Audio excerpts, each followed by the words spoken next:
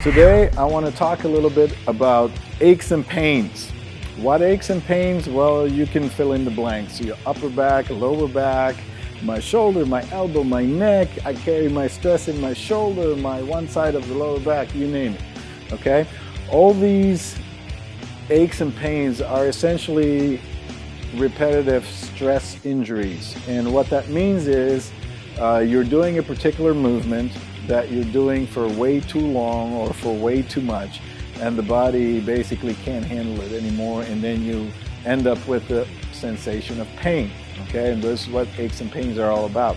I want to tell you or cover a little bit about what the process is that gets you into a spot like that, and then also what the process would be to get out of it, just so you can kind of understand what the body, or what you experience physically when these pains are happening in the body. And essentially it's the same formula for every body part and pretty much for every person, due for any reason. Okay, and it's this: a spasm, usually when something's tight. If you have your lower back, a great example is you throw your lower back up. People say, I threw my lower back up. Well, you really don't throw anything out.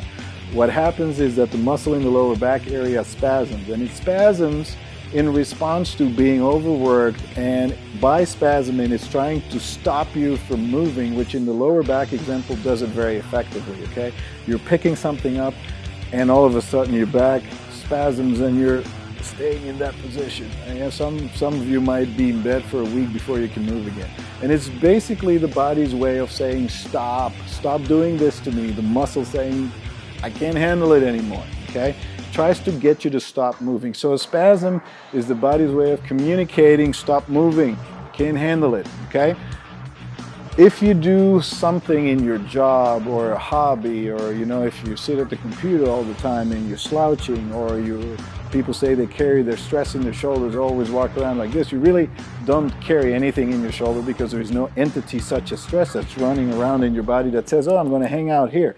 What you do is when you're stressed out, you actually contract those muscles and you pull your shoulders up. You do this for hours on end, day in after day, it's going to be a problem. Okay, so those are repetitive stress injuries. So basically you get into this issue by overworking a particular muscle. Then the muscle spasms. When it spasms, the blood flow and nerve function gets cut off. It's kind of like when a muscle spasm, imagine wringing a towel. Okay, you wring the towel. If you were to take that towel and stick it under water and bring it back and open it, there would be no water in the towel, just because everything is so tight that there is no function there. So your nerve function, your blood flow, all gets cut off. Okay, so the muscles don't get nourished, the waste products don't get taken out, the nerve function is not very good because the nerves are impinged, etc.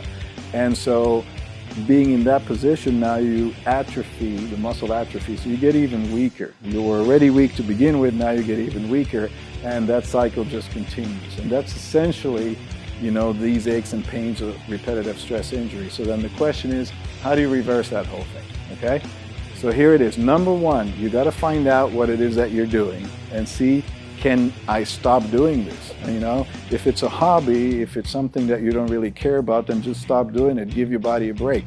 It's a little more difficult if it's your job and you can't stop doing it because you won't make money and you won't be able to make a living. So then the question becomes, can you modify it? Can you do it? Can you change your form? Can you make it easier, okay, to where you work that muscle less? So that's the first part that you have to look at. The next part is, everything is spasmed, so it's very tight. We got to create space in there. This is where stretching comes in, okay? You got to create space, try to restore normal function. You try to get that muscle to work normally, to create normal blood flow, to create normal nerve function, etc. Then, when that normal function is restored, we want to work the muscle to get it stronger.